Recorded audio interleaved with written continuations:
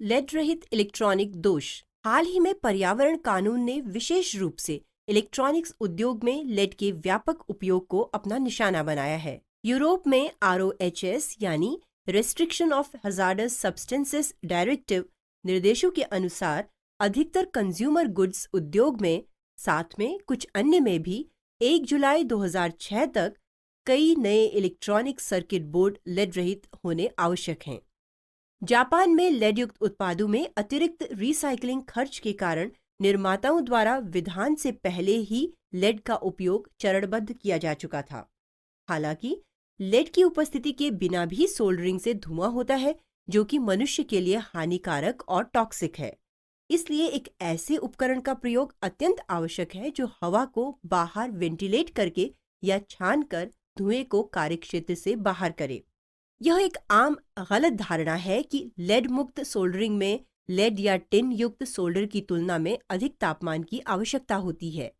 Lead या tin युक्त solder में वेटिंग तापमान गलनांक की तुलना में अधिक है और यही नियंत्रण कारक है। वेब सोल्डरिंग लेड या टिन सोल्डरिंग के समान तापमान पर की जा सकती है। फिर भी कई नए तकनीकी चुनौतियां इस प्रयास के साथ पैदा हुई है।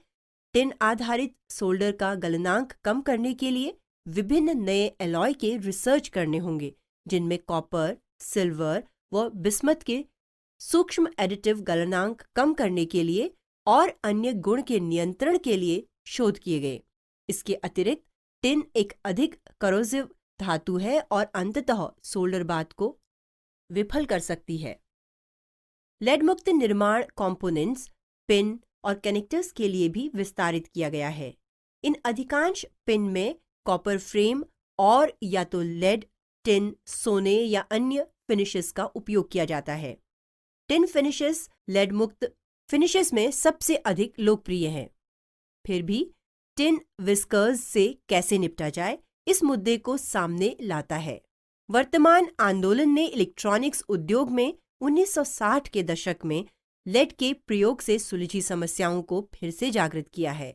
अपने उपयोगों के आधार पर लेड मुक्त इलेक्ट्रॉनिक निर्माता क्या प्रावधान करें, इस पर मदद करने के लिए JEDEC ने एक वर्गीकरण प्रणाली बनाई है। सोल्डरिंग दोष।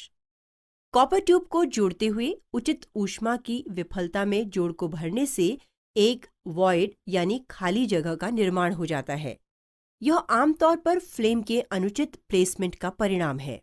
अगर फ्लेम की ऊष्मा फिटिंग कप के पीछे सही से निर्देशित नहीं है और सोल्डर तार फ्लेम के विपरीत 180 डिग्री पर लगाई गई है, तो जोड़ में कुछ फ्लक्स ट्रैप कर सोल्डर शीघ्रता से फिटिंग के सुराख को भर देता है। ट्रैप फ्लक्स का यह बबल ही वॉइड है।